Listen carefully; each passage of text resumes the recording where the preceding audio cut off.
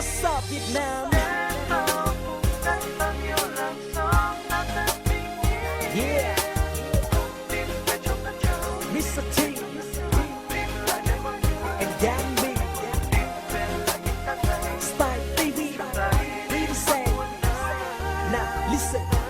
Mình ta dòng chơi cùng bạn bè, cùng tìm đến những nơi xa xôi. Tìm trong thiên nhiên đẹp dạng người để hiểu biết ta thêm đậm sâu.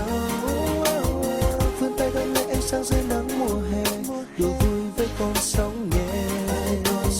Giấc mơ gió thách thức ngại ngùng, mình hãy nhanh nhanh vượt qua.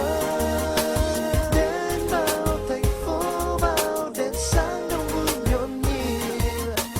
Đến bao vùng đất, bao nhiêu làng xóm náo thêm tình yêu. Nào không cùng tìm về trong đất trời, một tình yêu mà ta đắm say. Cùng tìm lại nơi mỗi người được mộng mơ thao vào ngày xưa bé thơ. Tìm về lại những tháng ngày nền văn minh ngàn năm nước Nam. Mình cùng đi khắp đất trời, một niềm tin tràn đầy bao khát khao. Cho tôi một vé trở về tuổi thơ ngày nắng hè, sống chơi hát ca những ngày còn là một cậu bé. Nơi đó tôi gọi là đất mẹ, tôi biết bao lời ru câu chuyện của bà ngày khe khe. Nơi đó xanh đậm một hàng tre, từng năm từng bảy ta phép chung nhau chen nếp trẻ. Năm tháng lớn dần cuối buôn ba, đến nhiều vùng miền bờ biển lạ, bốn phương nước Nam đều là nhà. Và thế thôi tình người không xa lạ, Bắc Trung Nam danh lam thắng cảnh đều vô vàn. Và lời ca câu hát nữa tôi tìm về với những giấc mơ không giới hạn. Hãy để tôi trở về, các âu lo một bề.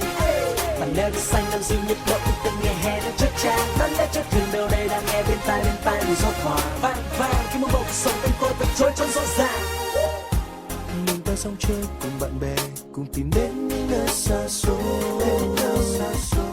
Tìm trong thiên nhiên đẹp dạng người để hiểu biết ta thêm đậm sâu. Vươn tay đón lấy ánh sáng dưới nắng mùa hè, đùa vui với con sóng nhẹ. Giấc mơ sống thách thức ngại ngùng, mình hãy nhanh nhanh vượt qua. Đến bao thành phố, bao đèn sáng đông vui nhộn nhịp. Đến bao vùng đất, bao nhiêu làng xóm náo thêm tình yêu. Nào không cùng tìm về trong đất trời, một tình yêu mà ta đắm say. Cùng tìm lại nơi mỗi người được mộng mơ thao vào ngày xưa bé thơ. Tìm về lại những tháng ngày nền văn minh ngàn năm nước Nam. Cùng đi khắp đất trời, một niềm tin tràn đầy bao khát khao. Năm tháng lớn dần cuối buôn ba, đến nhiều vùng miền bờ biển lạ, bốn phương nước Nam đều là nhà. Và thế thôi tình người không xa lạ, Bắc Trung Nam danh lam thắng cảnh đều vô vàn. Và lời ca câu hát nữa tôi tìm về với những giấc mơ không giới hạn. Hãy để tôi trở về, các âu lo một bề. Và nơi đất xanh năm dịu nhiệt độ của từng ngày hè đang chớp chan. Đón lấy cho thường đâu đây đang nghe bên tai mùi gió thoảng vang khi một màu sống bên tôi vẫn trôi trong rộn ràng.